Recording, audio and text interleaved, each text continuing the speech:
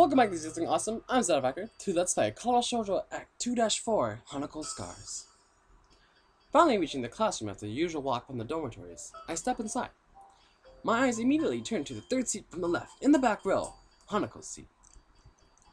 It's empty, and after glancing around the classroom, it looks like she isn't here yet. The two girls from the newspaper club are here, in the seats to the left of Hanako's, as are Shizune and Misha, but that's about it. We exchange morning greetings before I take my seat. I have to admit, this is a bit of a relief. That gives me at least a few more minutes to think. Not that I haven't mentioned doing so previously, ever since our trip to town. Hanako's been on my mind. I don't know what to make of my relationship to Hanako. I mean, I like her. I can admit that that much to myself. And I want to protect her and shield her from the pain she feels. And I really don't think my feelings are just those of friendship anymore. I said that, but that said, I feel like I don't even know her. If I made a move on her, how would she take it? Is she in an emotional state that allows her to make a reasonable decision about a relationship? How would she cope with anything that might happen afterwards? There's also the possibility that I'm just completely misinterpreting Hanako. Not a difficult thing for to do with someone whose social skills seems to be so underdeveloped. The sound of footsteps comes up to the door, making me perk up. Ends up just being Miki. She barely acknowledges my existence as I accidentally make eye contact with her. I'm about to look away, but another person comes in not long after she takes her seat. I feel myself freeze as I see Hanako enter. This isn't a rational reaction, but I have no idea about how I should act or what I should say to her. For a moment, our eyes meet. And then, just as quickly, she looks away and moves to her seat without saying a single word. As is now usual for the period following classes, my face is buried in a book that I find thoroughly uninteresting. Studying is not something that comes to me naturally. I didn't study a lot before coming to Yamaku, and until now, I've largely managed to pulse through on talent alone. It's frustrating that I can't do that anymore. Judging by the faces of other few students in the library, I don't think I'm alone in my distaste for this. Meiji loves company, I suppose. I decided to spend lunchtime with Hanako, since we hadn't had lunch together for a while now. I may as well spend the time studying, though. Aside from pathetically small snippets of small talk, there's barely a word said between us. Why does she keep doing this to me?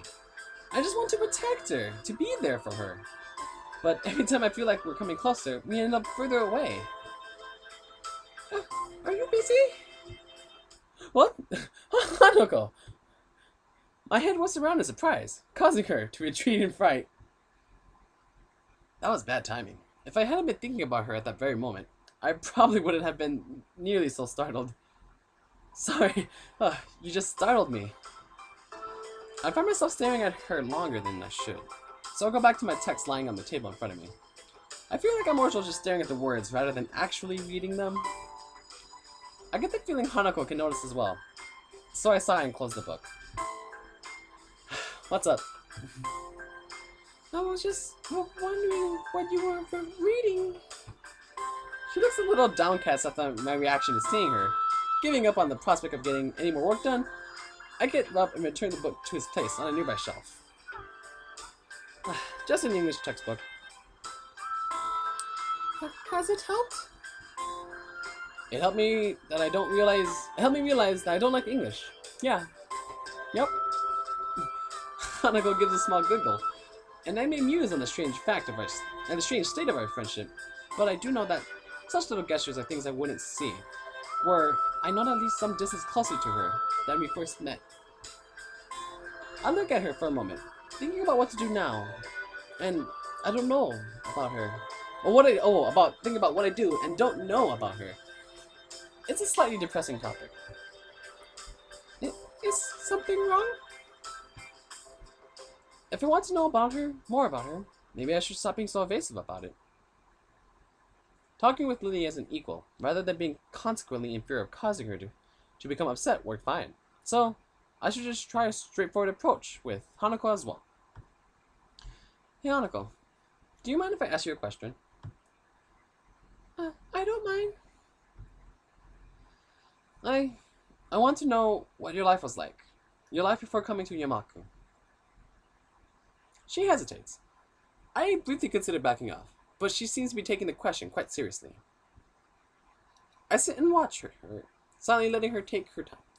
She's not making eye contact with me. It almost looks as if she's arguing with herself into letting herself open up to me more. Her answer finally comes in a stiff, almost reluctant nod. She looks far more tense than she did before I asked. Okay, but in return, you have to tell me about your life as well. I nod and follow her as she begins to walk out of the library so we can talk. By now, most of the students have already left the main building, so apart from a few people hovering around the club rooms, the hallways are largely empty. I guess we'll start with coming to Yamaku. Let's see. I was in the hospital when my parents first told me about Yamaku Academy. The doctors told me I shouldn't go to my old school anymore. My parents agreed and persuaded me to apply for Yamaku, even though it would mean living away from them for the first time. It must have been hard for you. Well, yeah, I have to admit that it was. My parents both work long hours and full time, so having to live reasonably independently wasn't anything new to me.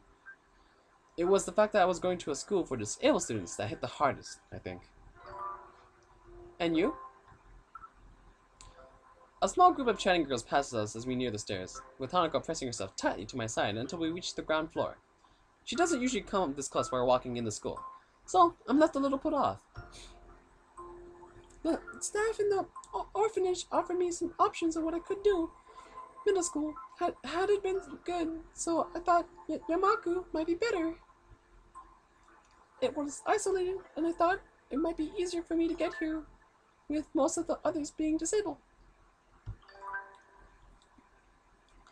It's pretty ironic that the reasons Hanako looked forward to Yamaku were the exact reasons I hated the idea. To me, it felt like I was being shunted somewhere away from society and everyone I knew. To Hanako, it was probably an inviting prospect. What was life like at the orphanage? It was okay. The staff there were nice, and they took care of us. The children didn't talk to me much, but I didn't really want to talk to them either, so I didn't mind. The orphanage had a little library, so I started to read to pass the time.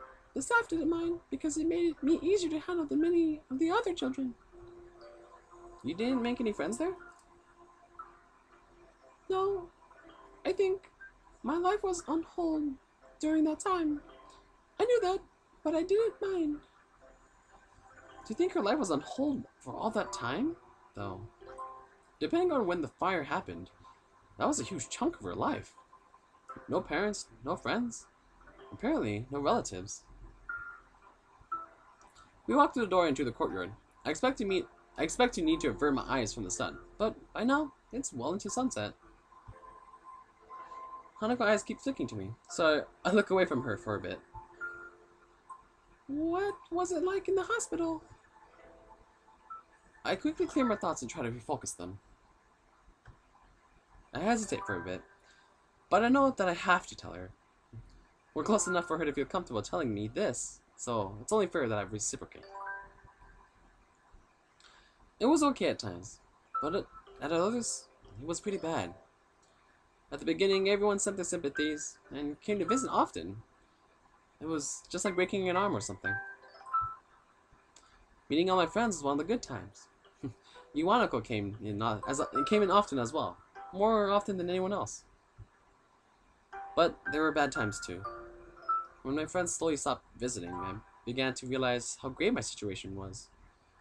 They reminded me that this wasn't just a broken limb, but that I was now a different person than before. Even the times Hanako would spend time with me became too torturous. By the end, we were reduced to silence, whereas before, she'd be talking constantly. But that's how Iwakano always was. She may have been a fragile person, but she would just talk constantly to try and hide that fact. Not about anything in particular, just, talk. I think the three lowest points would have been when my parents told me I wouldn't be going to my old school anymore, my birthday passing while in the hospital, and when Hanako left for the last time. We left the school building behind us as we began to follow the main path through the gardens. There may have been an odd bystander in the school buildings, but outside, we're practically alone. What was your middle school like? Oh, well, I liked it. I grew up in a really metropolitan area, and the middle school was nearby, so it was pretty crowded. I didn't mind it, probably because I was used to being in crowds and around lots of other people. I got good marks, and I played soccer with my friends. Spent a fair bit of time hanging out with them after school as well. I did get teased a bit over my hair, though. Your hair? I grimaced a little as I put my hand over my hair to cover it. I kept getting tufts and strands that refused to flatten or stay where I wanted them, and my mother wouldn't just let me get my hair shaved. It had a habit of popping out, no matter how much I would try to brush it down.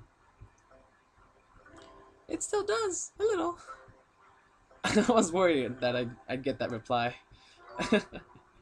So sorry, I didn't mean to. I give a mild laugh and wave it off. It's fine. I know it still does.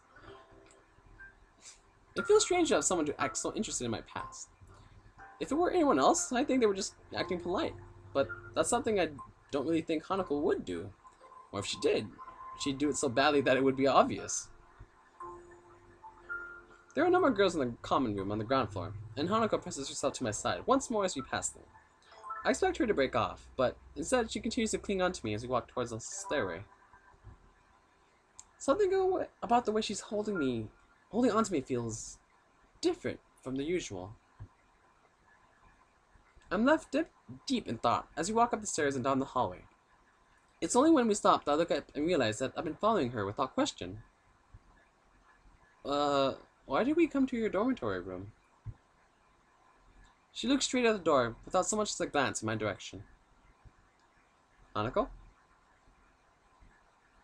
She moves to answer, but stops herself. Instead, she silently breaks from my side, opens the door, and steps inside. I look up and down the hallway, a bit lost as to exactly what I should do. Shrugging, I decide to follow her since I don't have any reason to do otherwise. Hanako stands in the middle of the room and looks straight at me. It's unnerving when she does this. It's such an unusual action for her. I open my mouth to speak, but she preempts me. And we'll cut it here, folks. If you like this video, give it a thumbs up. Leave your comments below. Subscribe if you want to see the rest of the story. Until next time, folks, good night.